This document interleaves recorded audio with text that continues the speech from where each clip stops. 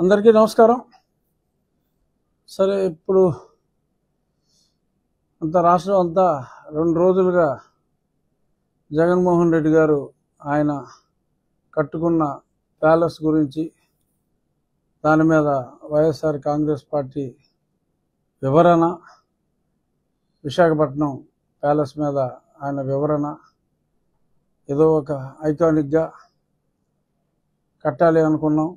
ఆ తర్వాత మరి కొంతమంది అధికారులు మరి విశాఖ రాజధానిగా అనుకున్నప్పుడు మరి అధికారులు ఈయన ఇక్కడ ఇల్లు చిన్న ఆఫీసు ఉంటే చాలా బాగుంటుందని సూచించారట. ఆ సూచన మేరకు స్వల్ప మార్పులు చేసి ఆయన నివాసానికి అనుగుణంగా స్వల్ప మార్పులు చేసి ఏదో సింపుల్గా కేవలం ఒక 500 కోట్లు ఖర్చు పెడితే, అంటే అతని ఉద్దేశంలో అతను తినేసింది 1000 కోట్లు 1,00,000 కోట్లు ఉంది కాబట్టి అవన్నీ మర్చిపోయి 500 కోట్ల కోసం ఎదగోవడం ఏంట్రా అన్నట్టుగా మరి ఆయన ఫీల్ అయ్యారా అన్నది నాకు అర్థం కాల. అంటే ప్రజలకి ఇంకా ఇంగిత జ్ఞానం లేదు అని జగన్మోహన్ రెడ్డి గారు ఎందుకని భావిస్తున్నారు అనేది నాకైతే అర్థం కావట్లేదు. ఈయన 5 నెలల క్రితం 7 నెలల క్రితం వాళ్ళ అధికారులు ఐడెంటిఫై చేశారని చెప్పడం జరిగింది. 3 సంవత్సరాల క్రితం ఆ కొండ మీద ఆ రిషికొండ కోట కట్టడం ప్రారంభించారు. అది అందరికీ తెలుసు. నేను సుమారు 2 సంవత్సరాల క్రితం ఒక బ్లాకు జగన్మోహన్ రెడ్డి ఇంటి బ్లాకు, ఆ పక్కన సెక్రటరీస్కి ఒక బ్లాకు, సెక్రటరీస్ వీళ్ళందరూ కనీసం ఒక 10-15 మంది సెక్రటరీలు ఓవర్ నైట్ స్టేక్ కానీ కపుల్ ఆఫ్ డేస్ స్టేక్ కానీ ఇంకొక బ్లాక్ అని చెప్పి ఇప్పుడు 2 ఏళ్ల క్రితమే నేను చెప్పా. అది రికార్డు ఉంటుంది. 2 ఏళ్ల క్రితమే నేను ఏ బ్లాక్ దేనికోసం కట్టాడు, ఈ విజయనగరం బ్లాకు, గజపతి నగరం బ్లాకు, కళింగ బ్లాక్, ఇవన్నీ తొక్కలో కవర్లు. అతను ఇల్లు కట్టుకుంటున్నాడు, ఇంటి దగ్గర ఒక ఆఫీస్ కూడా పెద్ద ఆఫీస్ పెట్టుకుంటున్నాడు. ఎలా అయితే తాడేపల్లి కొంప పక్కన ఉన్న ఆఫీస్ నడుపుకుంటూ సెక్రటేరియట్కి వెళ్లకుండా ఎలా కాలక్షేపం చేస్తున్నాడు, విశాఖ రాజధాని అని చెప్పి అలాగే కాలక్షేపం చేయబోతున్నాడు అని చెప్పి నాకు ఎప్పుడో తెలుసు ఈ విషయం. ఆ విషయాన్ని నేను అప్పుడే చెప్పడం జరిగింది. మరి ఇలాంటివి మరి ప్రజలకు తెలియదు అనుకుంటారు, ఏమనుకుంటారు. కేవలం ఎవడో అధికారి ప్రవీణ్ ప్రకాశం, ఇంకెవడో మాలోకం ప్రకాశం వాళ్ళు సూచించారట సీఎం గారికి ఇదైతే భలే సూట్ అవుద్దని.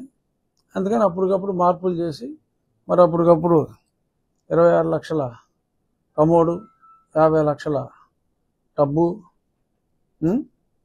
బాత్రూము. ఆ బాత్రూమే పేదవాడికి, అంటే నిత్యం పేదవాడి తరఫున పెత్తందారులతో పోరాడే జగన్మోహన్ రెడ్డికి మరి ఆ పేదవాడి 2 పేదల ఇల్లు సైజు కన్నా పెద్ద బాత్రూము, ఆ కమోడ్ ఖరీదు ఒక 12 పేదవాడి ఇళ్ళ ఖరీదు అయిన కమోడు. అంటే ఇవన్నీ ఆయనకి చచ్చినంత డబ్బు ఉంది. జగన్మోహన్ రెడ్డి గారు ఏదో బీచ్లో సైట్ కొనుక్కుని ఆయన 500 ఎట్టు కట్టుకున్నా కూడా ఎవరో బాధపడ్డాం. కానీ పాపం ఆయన అనుకున్నది ఏంటంటే రాబోయే 20 సంవత్సరాలు ఆయనే ముఖ్యమంత్రిగా ఆయన అనుకున్నాడు. అనుకుని ఆ మాత్రం ఖర్చు మనకెందుకు అని చెప్పి ప్రభుత్వం ఖర్చుతోటే ఆయన కట్టించుకున్నాడు. బట్ ప్రజలు తింగరోళ్ళు కాదు. ఆ ప్రజలకి సరే అందరూ కూడా చెప్పారు. నేను కాస్త ముందు చెప్పా, ఎందుకంటే ముందుగా ఇతని గురించి గ్రహించింది నేను కాబట్టి. ఓ 4 ఏళ్ల క్రితం నేను ప్రతిరోజు అతని గురించి మాట్లాడటం, ప్రజలందరికీ చేస్తున్నవన్నీ చెప్పటం, ఇవన్నీ కూడా జరిగినాయి. ఇప్పుడు ఇంకా మారకుండా, ఇది ఎందుకు చెప్తున్నాను అంటే ఇప్పటికైనా జగన్మోహన్ రెడ్డి గారు మారకుండా ఇంకా ప్రజల్ని మభ్యపెట్టే ప్రయత్నంలో కేవలం ఎవరో అధికారి చెప్తే నేను ఇక్కడికి వచ్చాను తప్ప ఇక్కడికి మారదాం అనుకున్నాను తప్ప అది ఒక గొప్ప కట్టడం కోసమే మనం కట్టాం తప్ప నా వ్యక్తిగత అవసరాల కోసం కాదు. ఎవడో వ్యక్తి చెప్తే అతను ఏదో మంచి సలహా చెప్పాడులే, పోనీ ఉందాంలే, వీళ్ళందరూ సలహా ఇస్తున్నారు కదా, ఇంకెక్కడ ఇల్లు లేదన్నట్టుగా అనుకున్నాడు తప్ప మరి ఆ విధంగా అతను మాట్లాడటం అతని భావదారిద్ర్యానికి మనం బాధపడాలి తప్ప మరి ఇంకేమీ చేయలేం. మళ్ళీ ఇలాగే ఇంకొకటి ఈవీఎంలు. సరే, ఎలాన్ మస్క్ ఒక మాట అన్నాడు. సరే, నో డౌట్ ఎప్పటి నుంచో గతంలో చంద్రబాబు నాయుడు గారు కూడా ఈవీఎంలు తీసేయాలని చెప్పారు. విన్నారా మీరు అప్పుడు చెప్పినప్పుడు?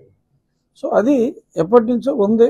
అభివృద్ధి చెందిన దేశాల్లో ఈవీఎంలు వాడరు. బట్ ఏ అభివృద్ధి చెందిన దేశమైనా కూడా, అంత అమెరికా లాంటి పెద్ద దేశమైనా కూడా అక్కడ 25 కోట్లే జనాభా, మనకు 140 కోట్ల జనాభా. సో అంచేత కన్స్ట్రెయింట్స్ ఉన్నాయి. నేను పార్లమెంటరీ కమిటీలో ఉన్నప్పుడు ఈ ఎలక్షన్ కమిటీ కూడా మా పరివిలోనే ఉండేది, ఆ పరివిలో ఉండేది. మేమన్నీ కనుక్కున్నాం. మనం వాడే సిస్టంలో 1-2 మిషన్లు అంటే ఏమో, any electronic machine is susceptible అని గతంలో మా పార్టీ అధ్యక్షులు అన్నారు, చాలామంది అన్నారు. బట్ ఇన్ని లక్షల సంఖ్యలో ఉన్న ఈవీఎంలని మేనేజ్ చేయటం అనేది అది జరగని పని. మరి ఈయన తన ఓటమిని ఇంకా అంగీకరించలేక, ప్రజలు తనని దారుణంగా తిరస్కరించారు అని పాపం నమ్మలేక ఆయన ఓపెన్ చేయమ్మ కట్టాను. ప్రజలు తిరస్కరించారు అనే పచ్చి నిజాన్ని జీర్ణించుకోలేక ఈ రకంగా మరొక భావదారిద్ర్యానికి ఆయన పాల్పడటం దురదృష్టం. ఓటమిని అంగీకరించడంలో గౌరవం ఉంది. You should have accepted, yes తెలుసో తెలియకో తప్పులు చేశా, మన్నించండి అని ఒక మాట అనుంటే మేబీ కొంత స్టేచర్ పెరుగుండేదేమో. అసలే పడిపోయిన స్టేచర్ని మరింత పాతాల పంచుల్లోకి తొక్కుకుంటున్న జగన్మోహన్ రెడ్డి అవస్థను చూసి జాలిపడాలా, మరి ఇంకేంటో నాకైతే అర్థం కావట్లా. ఇది కేవలం ఆల్రెడీ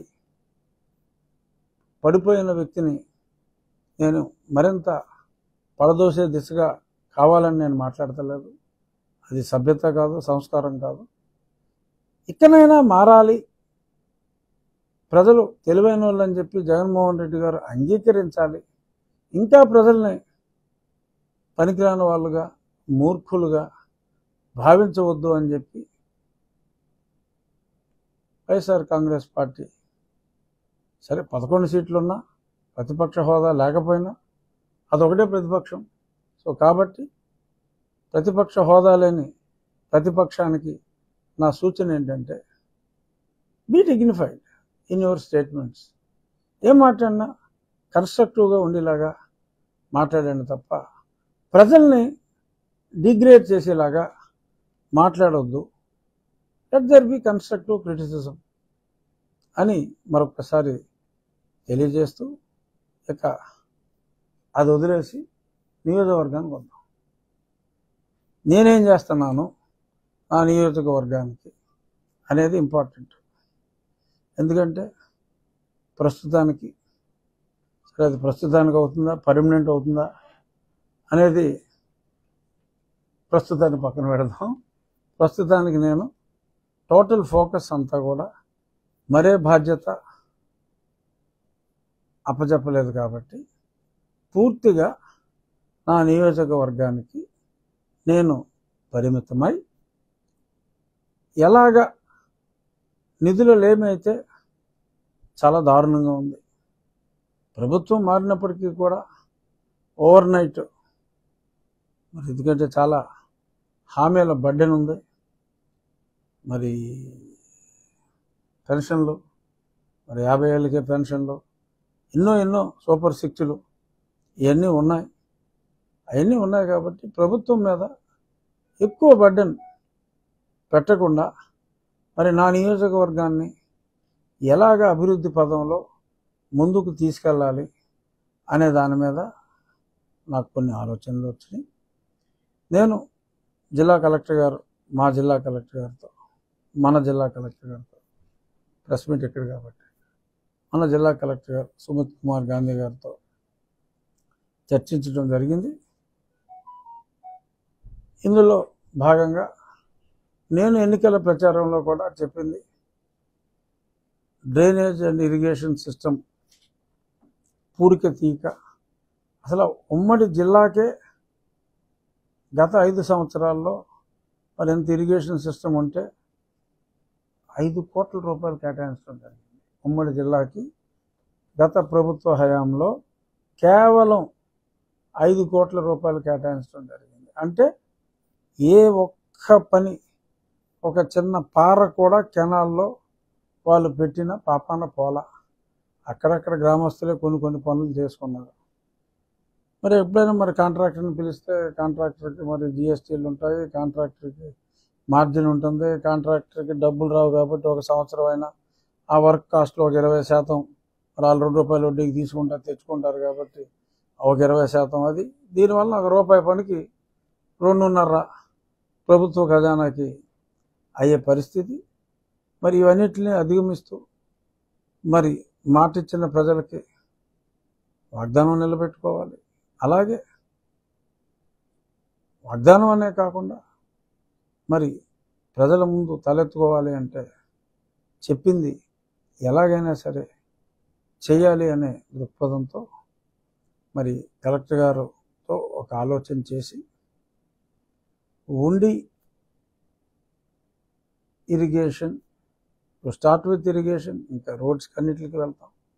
ఉండి ఇరిగేషన్ డెవలప్మెంట్ ఫండ్ అని కలెక్టర్ గారే ఒక సపరేట్ అకౌంట్ ప్రారంభించేలాగా, దానికి నేను నా స్నేహితులు ఒక 50 లక్షల రూపాయలు ఆ ఫండ్లో మా వ్యక్తిగతంగా మేము జమ చేసి, అలాగే ఆక్వాకల్చర్లో ఉన్న, ఎందుకంటే అగ్రికల్చర్ ఇప్పటికే అస్తవ్యస్తంగా ఉంది, ఇంకా గత ప్రభుత్వం ఇవ్వాల్సిన డబ్బులే సరే, ఇంకా ప్రభుత్వమే కాబట్టి రైతులకు రావాల్సిన డబ్బులు ఉన్నాయి, ఎవరి కష్టాలు వాళ్ళు ఉన్నారు, వరి రైతులు. సో ఆక్వాకల్చర్ రైతులందరికీ కూడా ఆ విజ్ఞప్తి, రేపటికల్లా బహుశా ఆ అకౌంట్ డీటెయిల్స్ ఇస్తాను. ఎకరానికి కేవలం ఒక ₹1000, ఎందుకంటే లీజే 80,000 90,000 ఉంది. కేవలం ఒక ₹1000 మీరు ఆ ఫండ్లో జమ చేస్తే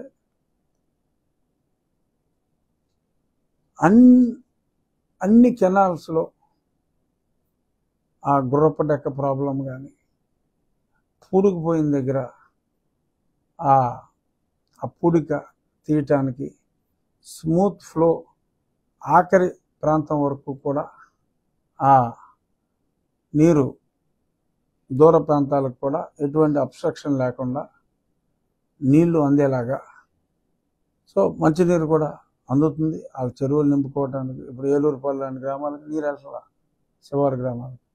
సో ఈ అవస్థలన్నీ అధిగమించేలాగా ప్రతి రైతు కూడా ఇందులో, అంటే ప్రజలు ఇందులో భాగస్వాములు అయ్యేలాగా, ఎవరికి కూడా బర్డెన్ ఉండదు, అతి తక్కువ కాస్ట్లో, కాస్ట్ టు కాస్ట్ ఒక బుక్ లైనర్ని అవర్లీ బేసిస్లోనే అద్దెకి తీసుకొని ఆ గ్రామస్తులే ఆ వర్క్ మానిటరింగ్కి అధికారులు ఉంటారు. బట్ ఆ గ్రామస్తులు ముందు సర్టిఫై చేయాలి. ప్రతి గ్రామంలోనూ ఎవరైతే ప్రధాన దాతలు ఉంటారో వారిని ముఖ్య పాత్రధారిగా పెట్టి వారు ఆ వర్క్ ప్రోగ్రెస్ పక్కూరు వెళ్ళేటప్పటికి ఆ పక్కూరు గ్రామ పెద్ద he would take the lead. ఆ రకంగా ఈ సీజన్లో ఒక 45 రోజులు, నెక్స్ట్ సీజన్లో వచ్చినప్పుడు ముందే ఆల్మోస్ట్ ఇంకా ఈ 2 సీజన్లు దాటేటప్పటికి మళ్ళీ కనీసం ఒక 2-3 సంవత్సరాల వరకు కూడా ఎటువంటి ఇరిగేషన్ డ్రైనేజ్ కెనాల్స్ జోలికి వెళ్ళకపోయినా ఇబ్బంది లేని విధంగా ప్రజల పార్టిసిపేషన్తో అది చేయాలని, అలాగే గ్రామాల స్వయం అభివృద్ధికి క్యాష్ జనరేషన్కి కూడా ఏం చేయాలి, ఇదే విధంగా గ్రామాల్లోని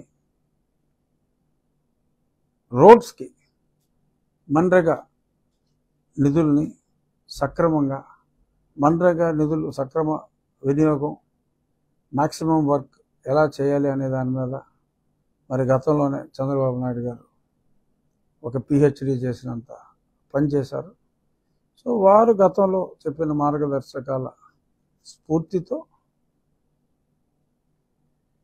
ఆ మన్రేగా నిధుల్ని సక్రమంగా వాడుకుంటూ ఈ రోడ్స్ని ఎలాగా ముందు ఆర్థికంగా రాష్ట్రం ప్రగతి పదంలో వెళ్ళటానికి ముందు అప్పటిదాకా ఈ గతుకుల రోడ్లపై బ్రతుకు బండి నడిపించకుండా, గతుకులు అనేవి లేకుండా కాస్త సాఫీగా ఉండాలంటే ఏం చేయాలి అనే దాని మీద కూడా ఒక ప్రణాళిక, అలాగే త్రాగునీటి సమస్య ప్రతి ఊర్లోనూ సిస్టమ్స్ ఉన్నాయి, దాన్ని పట్టించుకునే నాదులు లేరు. గతంలో తెలుగుదేశం ప్రభుత్వంలో దాతలు ఎవరన్నా ముందుకొచ్చి ఆ ఊర్లో ఒక చక్కటి సిస్టమ్ని ఏర్పాటు చేస్తే దురదృష్టవశాత్తు నెగిటివ్ మైండ్తో ఉన్న వైఎస్ఆర్ కాంగ్రెస్ పార్టీ వాళ్ళు నీళ్లు లేకపోయినా పర్వాలేదు కానీ ఆ దాత ఇచ్చి నీళ్లు తాకూడదని చెప్పి ఒక సంకుచిత స్వభావంతో మరి చాలా చోట్ల దాన్ని పాడు చేశారు. సో ఆ సిస్టమ్స్ని బాగు చేసుకుంటూ అట్ ది సేమ్ టైం ఆ ఊర్లకి చక్కగా తాగునీరు సరఫరా చేసిన తర్వాత ప్యూరిఫికేషన్ అక్కడికక్కడ చేసుకుంటానికి ప్లాంట్స్ ఉన్నాయి, కానీ రిపేర్లో ఉన్నాయి ఎన్నో చోట్ల. సో పరిమళ అనే ప్రాంతం నుంచి ఆ వాటర్ లైన్ రాంగ్ డిజైన్ చేయడం జరిగింది మరి గతంలో. ఆ డిజైన్ని సరిచేసి దాన్ని కూడా గ్రామస్తుల పార్టిసిపేషన్తో కొంత, ప్రభుత్వ సహకారంతో ఇంకొంత చేసి యుద్ధ ప్రాతిపదికన 60% ఆఫ్ ద విలేజెస్కి, అంటే దానికి లింకప్ చేయగలిగిన గ్రామాలన్నిటికీ కూడా నీటి సదుపాయం మంచినీటి సదుపాయం కలిగించడం, ఈ అన్నిటికీ ఒక పర్ఫెక్ట్ రోడ్ మ్యాప్ వేసుకోవడం జరిగింది. We have a dynamic collector, youngster. So ప్రభుత్వ సహకారంతో, ముఖ్యమంత్రి గారి సహకారంతో, ముఖ్యమంత్రి గారు కూడా నాకు సహకరిస్తారు, ఎందుకంటే నాకే పదవి లేదు కాబట్టి నా ఊరికి చేయండి అంటే చేయాలి. సో కాబట్టి అది కూడా నా ఉండికి ఒక అడ్వాంటేజ్ అనుకోవాలేమో. సో ఏదేమైనా ప్రభుత్వం ఫైనాన్షియల్గా 4 రూపాయలు సమకూరేదాకా కూడా వెయిట్ చేయకుండా, నేను సింపుల్గా చెప్పొచ్చు, ప్రభుత్వం దగ్గర డబ్బులు లేకపోతే నేనేం చేస్తానండి, అలా కాదు, నేనేంటో చెయ్యాలి. సో ప్రజాస్వామ్యంలో భారతదేశం వ్యక్తిత్వంలో కొంచెం పూరు, వ్యక్తులుగా రిచ్. నిజంగా భారతదేశంలో ఉన్న బంగారం ఎక్కడ లేదు. ప్రపంచంలో అమెరికాలో ఉన్న బంగారం కన్నా 10 రెట్లు బంగారం భారతదేశంలో ఉంది. అంటే ఖజానాలో లేదు, అందరి దగ్గర ఉంది. But at the same time వారికి సముచిత గౌరవం ఇస్తే ఎవరైనా కూడా ప్రతిష్ట కోసం ఎవరికైనా ఉంటుంది. బట్ ఎవరికి పేరు ఎట్టకుండా అన్నిటికీ వైఎస్ఆర్ జగనన్న వైఎస్ఆర్ అని పెట్టేసుకుంటే ఎవరికి తెలియదు, ఎవడు ఇవ్వాలనుకున్నాడు కూడా ఎవడు. సో అటువంటి అవస్థలు లేకుండా చక్కగా ఇప్పుడు మా గ్రామ పరిధిలో ఎవరైనా దాత ముందుకు వచ్చినప్పుడు మంచి కార్యక్రమం చేస్తాయి. ఆ దాత పేరు ఉండేలాగా. ఇప్పుడు ఇందాక పాలకోడేరు స్కూల్కి వెళ్ళా, మొత్తం అంతా చెత్త పెరిగిపోయింది ఆ కాంపౌండ్లో. బాధ అనిపించింది. అక్కడ ఒక జిమ్ నేను గతంలో ఎంపీగా ఉన్నప్పుడు, అంటే ఫస్ట్ 6 నెలలు వచ్చేవాడిని కదా, ఆ తర్వాత నాకు బందెట్టాడు జగన్. అప్పుడు ఒక జిమ్ని ప్రారంభించడం జరిగింది, ఓపెన్ జిమ్. సో అందులో కూడా మొక్కలు మొలిచిపోయాయి ఎక్కడికక్కడ. నేను ఒక చిన్న పిలిపించా. అప్పటికప్పుడు ఒక ఆయన, నేను ఇది మొత్తం 1 వీక్లో క్లీన్ చేసి ఒక ఉద్యానవనంలాగా కడియో నుంచి నేను పలానా మొక్కలు తీసుకొచ్చి దీన్ని బ్యూటిఫుల్గా చేస్తాను. ఇంకొక ఆయన ముందుకు వచ్చాడు అదే స్టేజ్ మీద. నేను ఒక 100 జామ చెట్లు, 100 జామ చెట్లు వద్దండి, ఓ 25 మామిడి చెట్లు తండి, 5 అడుగులు ఎదిగినాయి, కాయలతో సహా దొరుకుతాయి. ఇంకో 25 జామ చెట్లు వేయండి, ఇంకో 25 సీతాఫలాలు, అలా రకరకాల ఫల వృక్షాలు వేయండి. ఒక ఉద్యానవనంలో, ఒక గురుకులంలో చదువుకున్నట్టు ఒక చక్కటి ఎన్విరాన్మెంట్లో పాఠశాల ఉంటాయి, మన ఆలోచనలు కూడా చక్కగా ఉంటాయి. అంటే అప్పటికప్పుడు వాళ్ళు స్పందిస్తే ఆ డిఓ గారితో కూడా మళ్ళీ నెల రోజుల తర్వాతే మనం డేటు ఒక 4 రోజుల్లో ఫిక్స్ చేసుకుందాం. ఈ ఆట స్థలాలు కొందరు ఒక వాలీబాల్ కోర్టు, ఒక కబడ్డీ కోర్టు, ఇటువంటివి గేమ్స్ చాలా హ్యూజ్ స్పేస్ ఉంది. ఇటువంటివన్నీ కూడా ఆ క్రీడా ప్రాంగణాలు, చక్కటి ఉద్యానవనం, ఒక ప్రశాంతమైన ప్రకృతి ఉండేలాగా చిన్న మోటివేషను. ప్రభుత్వానికి దమ్ముడి ఖర్చు లేదు, ఆ ఊర్లోనే డబ్బున్న ప్రజలు. కాకపోతే ఆ గార్డెన్ దగ్గర ఒక బోర్డు పెడతాం, సో అండ్ సో పలానా నాయుడు గారు, పలానా రాజు గారు, లేదంటే పలానా శాస్త్రి గారు సౌజన్యంతో నా బోర్డు పెడతాం, వాళ్ళకు సాటిస్ఫాక్షన్. సో ఇలాగా అన్ని ప్రభుత్వం చేయక్కర్లేదు. ప్రభుత్వం మీద కూడా ఎక్కువ ఆశలు, ఎందుకంటే చిన్నాభిన్నం చేసాడు కాబట్టి మోహన్ రెడ్డి గారు. మనం మన కాళ్ళ మీద, మన గ్రామ ప్రజల, బెదవారు ఉన్నారు, బెదవారిని మనం డిస్టర్బ్ చేయకూడదు. బట్ ఎవరైతే ధనికులు ఉన్నారో, ఎవరైతే ఉన్నత వ్యక్తిత్వం గలవారు ఉన్నారో, వాళ్ళ వ్యక్తిత్వానికి విలువిస్తూ వాళ్ళు చేసిన పనికి నా పేరో మా నాన్న పేరో, అంటే జగనన్న, వైఎస్ఆర్ అనే పేర్లు కాకుండా వారికి గౌరవం ఇస్తూ ముందుకెళ్తే ఏదైతే ఒక రోడ్డు కావచ్చు, ఒక డ్రైన్ కావచ్చు, ఎన్ని పనులైనా చేయొచ్చు. అలాగే మొన్న నాకు ఒకరు వచ్చి, నాకు డయాలసిస్ భీమవరంలో ఎక్కడ దొరకట్లేదండి, ఏలూరు వెళ్ళి చేయించుకోవాల్సి వస్తుంది, చాలా ఇబ్బందిగా ఉంది, ఫలానా హాస్పిటల్లో నాకు డయాలసిస్కి చేయించుకునే అవకాశం ఇవ్వండి. ఏంటి డబ్బులు ప్రాబ్లమా? కాదండి, ఎక్విప్మెంట్ లేదు. అంటే కిడ్నీ ఉద్దానాలు ఇచ్చేసామని చెప్పి జగన్మోహన్ రెడ్డి గారు చెప్పేవాడు. అసలు డయాలసిస్ చేయడానికి ప్రొవిజన్ లేకుండా డయాలసిస్ పేషెంట్లు విజయవాడకి, ఏలూరుకి వెళ్ళి మరి డయాలసిస్ చేయించుకోవాల్సిన పరిస్థితి వచ్చిందంటే, నీ ఇంటికో డాక్టర్ వస్తాడు, అలో డాక్టర్ పథకాలు, ఇవన్నీ దేనికి? అంటే అతను పెట్టిన పథకాల గురించి చెప్తున్నా. అంటే చెప్పేది కొండంత, చేసింది గోరంత కూడా లేదు. అలాగని ఇప్పుడు ప్రభుత్వాన్ని నాకు ఇక్కడ ఒక అత్యాధునిక డయాలసిస్ సెంటర్ పెట్టు అంటే సొమ్ము లేదు. మరి ఏం చేయాలి? నిన్న నేను ఆకివీడులో డాక్టర్స్తో మీట్ అయినప్పుడు ఆ సమావేశంలో ఈ చర్చ వచ్చింది. వెంటనే ఒక సలహా ఇచ్చారు. ఆకివీడులో కొత్తగా బిల్డింగ్ హడావుడిగా ఓపెన్ చేశారు, రూమ్స్ ఖాళీ ఉన్నాయంటే ఉన్నాయి. ఓకే, తక్షణం నేను అప్పుడే హెల్త్ మినిస్టర్ గారితో మాట్లాడి, అయ్యా మీ ప్రభుత్వానికి ఏమి ఎక్స్ట్రా ఖర్చు లేదు, సత్యకుమార్ గారు నా మంచి స్నేహితుడు, 3 డయాలసిస్ ఎక్విప్మెంట్స్ మేము దాతలం ఇస్తాం. ఒకటి నేను, ఒకటి మా అభివరం సత్యనారాయణ రాజు గారు, ఇంకోటి ఇంకెవరో కూడా 2-3 కలిసి ఇస్తూ ఉన్నారు. సో అలా ఆ ఎక్విప్మెంట్ మేము ప్రొవైడ్ చేస్తాం. ఏమో భీమవరంలో దొరకని వాళ్ళు కూడా అక్కడ ఖాళీ ఉంటే అక్కడికి వెళ్ళి వైద్యం చేయించుకోవచ్చు. సో ఒక కిడ్నీ బాధితుడికి నేను 15,000 రూపాయలు ఇస్తాను అని జగన్మోహన్ రెడ్డి గారు అన్నారు, చంద్రబాబు నాయుడు గారు అన్నారు. ఇస్తారు, బట్ డయాలసిస్ చేయించుకోవడానికి ప్రొవిజన్ కూడా ఉండాలి.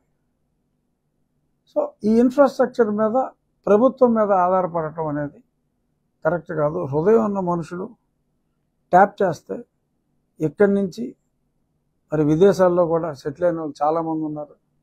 వాళ్ళందరూ కూడా వాళ్ళు ఇచ్చిన డబ్బు సక్రమంగా యూటిలైజ్ చేస్తే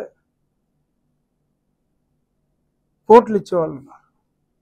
సో పర్మిషన్ కావాలి, దానికి ప్రభుత్వ సహకారం కావాలి.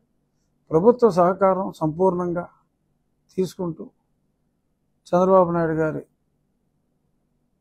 ప్లానింగ్తో ముందుకెళ్తూ, వాళ్ళ విజన్తో ముందుకెళ్తూ, ప్రభుత్వ డబ్బుల మీద పూర్తిగా ఆధారపడకుండా అడ్మినిస్ట్రేషన్ మీద ఎక్కువగా ఆధారపడుతూ, డబ్బుల విషయం వచ్చేటప్పటికి లిమిటెడ్గా ఆధారపడుతూ, ప్రజల్ని మోటివేట్ చేసి, అంటే డబ్బున్న ప్రజల్ని మోటివేట్ చేసి, మరి నేను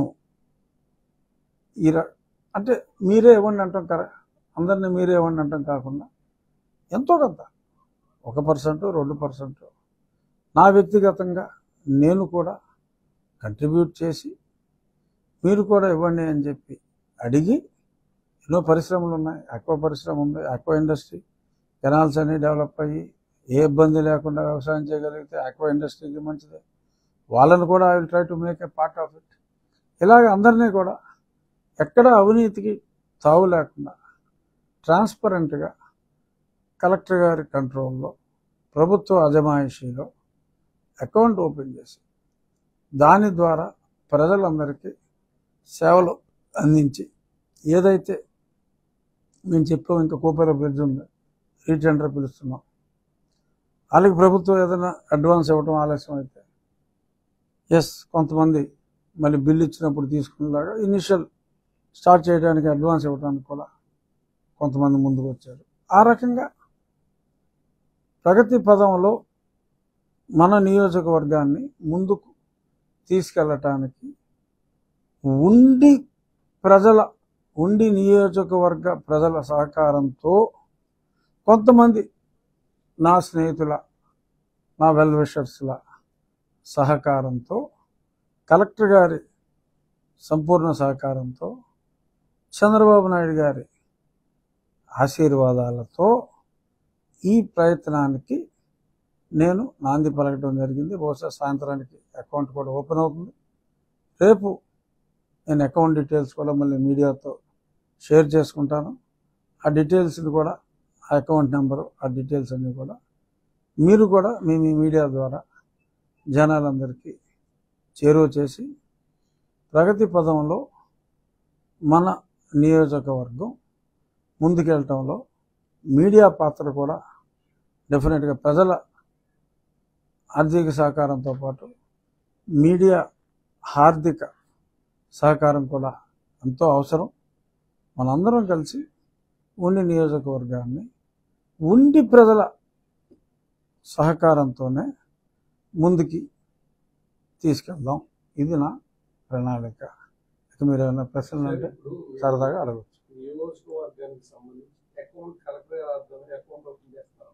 అవును, అది ఓన్లీ ఇరిగేషన్ సంబంధించి టోటల్ అంటే ప్రధానంగా ఇరిగేషను. ఇప్పుడు ఇరిగేషన్ పనులు అయిపోయినాయి, మనకి ఫండ్ ఉంది. ఫండ్ ఉంటే దాన్ని ఇతరత్ర అవసరాలకు కూడా తప్పకుండా ఈ నియోజకవర్గంలోని సమస్యలకి వాడుకుంటాం. ప్రధానంగా ఇరిగేషన్ అండ్ వాటర్, మంచినీటికి కూడా, drainage and irrigation, water system, water resources కనుకోండి, అది మంచినీళ్ళు అవ్వచ్చు, సాగునీరు అవ్వచ్చు. మళ్ళీ సాగునీరు తర్వాత మరి అది ట్రైన్లోకి వెళ్ళాలి కాబట్టి ఏదైనా నీటికి సంబంధించిన దానికి ప్రిడామినెంట్గా ఆ ఫండ్. సో దాతల సౌభ్రాతృత్వాన్ని బట్టి కొంచెం ఎక్కువ కలెక్ట్ అయితే పనులు 100 కోట్లు కూడా ఉన్నాయి, బ్రహ్మాండంగా చేసుకోవచ్చు. At the same time cleanliness కూడా ఇంపార్టెంట్. ఎవరికి 10 నిమిషాలు కష్టపడితే, ఒక వ్యక్తి 10 నిమిషాలు కష్టపడితే కూడా రోడ్లు నీట్గా ఉంటాయి. ఒక అవగాహన కల్పించాలి. ఒక చోట మనం ఇప్పుడు ఆకివీడు మురికి కోపం, ఒక ప్రాంతాన్ని మనం నీట్గా చేసి మోడల్గా అదే అంతా ఇలా చేయండి, సో మీకు ఏమన్నా సహకారం కావాలంటే మేము ఇస్తాం అంటే డెఫినెట్గా ఆ ప్రవర్తనలో మార్పు వస్తుంది. చెత్తగా ఉంటే దాన్ని ఇంకా చెత్త చేస్తారు. మనం ఒకసారి బాగు చేసి చూపెడితే ఒక ప్రాంతాన్ని చెత్తగా చేయటానికి ఎవరికి మనస్కరించదు అని నా భావన. సో డెఫినెట్గా ఇందాక చెప్పిన దాంట్లో కాకుండా ఇప్పుడు డ్రైనేజీలు వర్షాలు ఎక్కువైతే 15 రోజుల్లో మునిగిపోతుంది. కలెక్టర్ గారికి చెప్పాం, ఆయన కూడా ఇమీడియట్గా స్పెషల్ ఆఫీసర్ని పెట్టి ఏదైతే డ్రైన్లు మునిగితే మరి పట్టణం మురికి కోపం అవుతుందో అవన్నీ కూడా ఆ డ్రైన్లోని పూడికినంతా తీసేసి ఫ్రీగా వర్షం వచ్చినా సరే ఫ్రీగా ఫ్లో ఉండేలాగా ముందు ఇమ్మీడియట్గా అది చేయాలి. పూర్తిగా అది చేయకుండా పాడైపోయిన తర్వాత మళ్ళీ బాగు చేసుకోవటం మరీ కష్టం. అలాగే at the same time minimum 2 అండర్ పాస్లు రావాలి. ఈ ఉండి దగ్గర ఆ రైల్ క్రాస్ ఓవర్ బ్రిడ్జ్ని మరి కాంట్రాక్టర్ లోపల వల్ల ఆగిపోయింది.